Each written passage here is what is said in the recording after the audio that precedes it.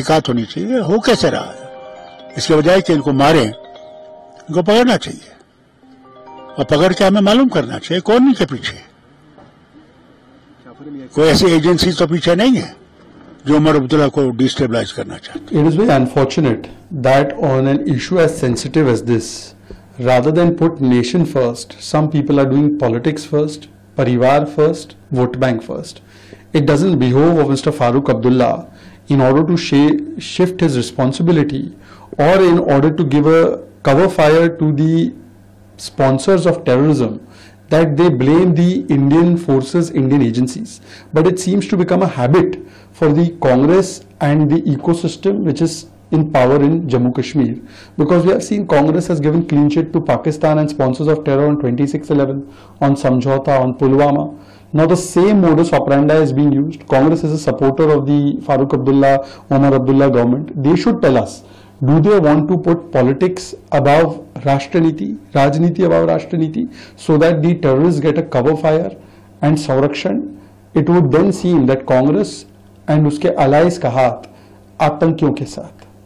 Terror attacks और terrorist जो है वो एनकाउंटर्स कर रहे हैं और आज फारूक अब्दुल्ला ने एक स्टेटमेंट दिया है कि हर बार पाकिस्तान पे ब्लेम करना सही नहीं है। आप किस तरह से देखते हैं? देखिए, मेरा मानना ये है कि लेफ्टिनेंट गवर्नर के पास लॉ एंड ऑर्डर है और अगर वहां पे आतंकवादी हमले हो रहे हैं, बिल्कुल सही है, इसकी जिम्मेदारी बीजेपी पे आयद होती। पाकिस्तान से आतंकवादी आ रहे हैं, मैं कह रहा हूं, आप उनको रोक रहे क्यों नहीं? आप उत्तर प्रदेश के 2 गरीब लेबरों को जाके गोलियां मार दी उनके ऊपर। वो बेचारे उत्तर प्रदेश से निकल के वहां पे लेबर का काम करने आए, गोली मार दी उन लोगों को। क्या कर रहे हैं मोदी सरकार? फिर ये तो उनकी जिम्मेदारी है, एलजी की जिम्मेदारी है। पाकिस्तान से टेररिस्ट कैसे हमारे देश में आ रहे हैं? आपको रोकना चाहिए, उनको पकड़ना चाहिए और हमारे देश के अंदर आकर वो गरीब लेबरर्स जो बिहार और यूपी के, उनको गोली मार, उनके कैंप में जाकर गोली मार रहे हैं। तो ये तो नाकामी है नरेंद्र मोदी सरकार की। आतंकवादियों को रोक नहीं पा रहे हैं वो, जो पाकिस्तान से आकर हमारे देश में हमारे शहरियों को मार रहे हैं। अभी डॉक्टर फारूक अब्दुल्ला साहब इस बात को जानते हैं, ये आतंकवाद, ये बम, बंदूक, पिस्तौल, गोलियां ये पाकिस्तान से आ रही हैं। पाकिस्तान के कब्जे वाले जम्मू कश्मीर में आतंकवादियों के ट्रेनिंग कैंप्स हैं। आईएसआई और पाकिस्तान की सेना आतंकवादियों को ट्रेनिंग दे रही है। ये जग जाहिर बात है। इसमें किस बात की छानबीन करनी है? इसमें कौन सी जांच पड़ताल है? सारी दुनिया जानती है, खुद डॉक्टर फारूक अब्दुल्ला साहब भी जानते हैं कि जो जम्मू कश्मीर में आतंकवादी हमले हो रहे हैं, जो जम्मू कश्मीर के बेगुनाह लोगों को निशाना बनाने की साजिश और कोशिश हो रही है, ये पाकिस्तान की ओर से हो रही है। इसमें पाकिस्तान शामिल है, इसमें आतंकी संगठन शामिल है। इसमें कौन सी जांच है?